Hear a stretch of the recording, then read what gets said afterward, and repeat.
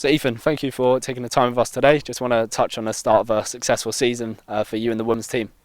Yeah, I think it's been an excellent start, as you've said there, as you've mentioned, our most successful start ever at Tier 3. Obviously, taking 7 points from 9 games has been excellent so far. Been really pleasing. We had a bit of a slow start to the first game in Oxford. Managed to come back, managed to obviously get the 2-2 draw there, and ever since been absolutely flawless. So can't credit the team enough for their hard work over the past 3 games, particularly. Yeah. As you touched on there, and I didn't even realise one of your best starts of the season, as you said, and one of the best finishes of the season last year. So Yeah. all these accolades are building up. It's looking like a really sort of successful and eager group to succeed and triumph and conquer. Yeah, I think the main thing is within the group we've got a group of staff of players now that are eagerly kind of wanting to do better, wanting to better themselves, have the aspirations to go and have a even more successful season following last. As you said, the ending of last season was brilliant, but it's about the momentum built from that is now continuing into this season. It's about continuing that on, and hopefully, having another brilliant season under our belt here.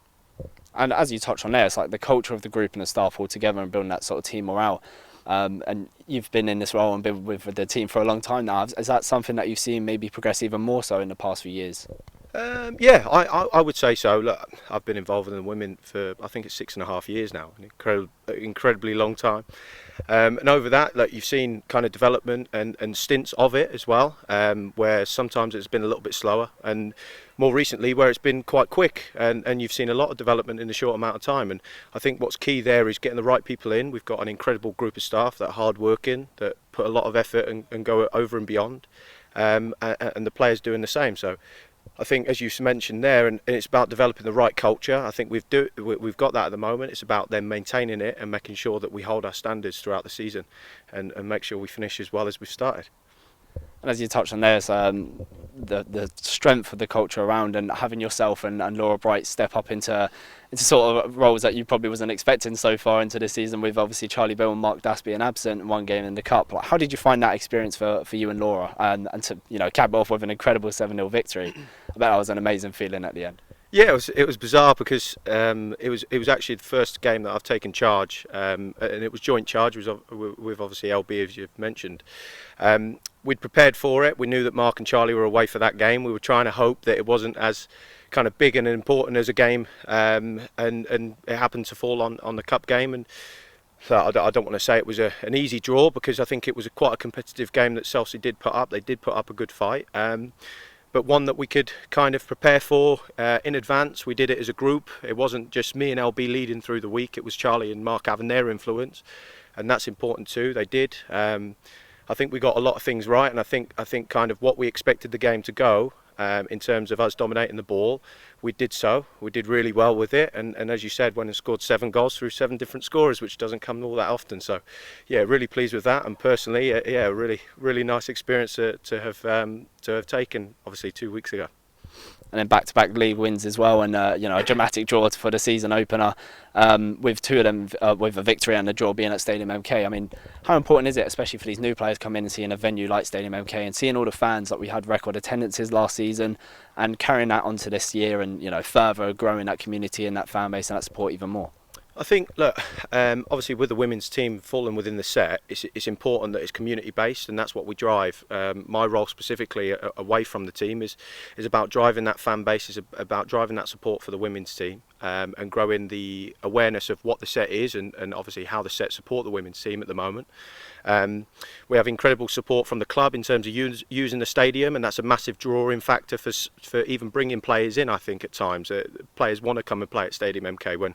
Whenever we have a team come down here, it's like a cup final every time they play here. They've got the phones out recording, obviously making it a really big occasion for them. That's our home stadium, that's our home venue. So these players playing it week in, week out, which we're very thankful for from the club.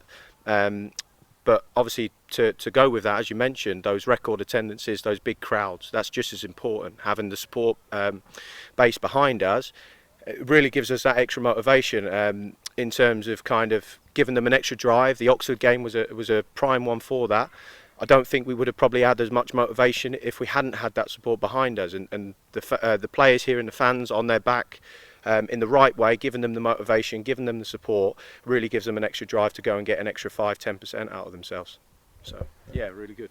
Oh, that's great to hear. And you as a goalkeeper coach, you work obviously day and night with sort of Chloe Sampson and the younger keeper Darcy Guy. I mean, how has your relationship been with them? Obviously, like, you've had Chloe win awards last year's awards ceremony, where we had the MK Dons women join the first team for the first time in club history, and obviously something that's going to be continuous going forward, because we realise what a successful night that can be for the club as a whole, rather than just focusing it on the first team. Yeah, I think to touch upon first, the awards evening was a great event, and to have kind of the women's coincide with what the men's were doing was excellent, and the players definitely felt part of the same club by doing so, by being there. So again, very thankful for the club for allowing us the opportunity to do so. To kind of rewind, I have a really good relationship with the goalkeepers. I think that's really key. At times, goalkeepers can feel isolated, so it's key that they feel a part of something. And we've got a really close-knit kind of goalkeeper union here. Myself and Ed as the staff, and then obviously Darcy and Chloe. We've got a recent arrival in Macy, so she's just come in to feature for our under-23s.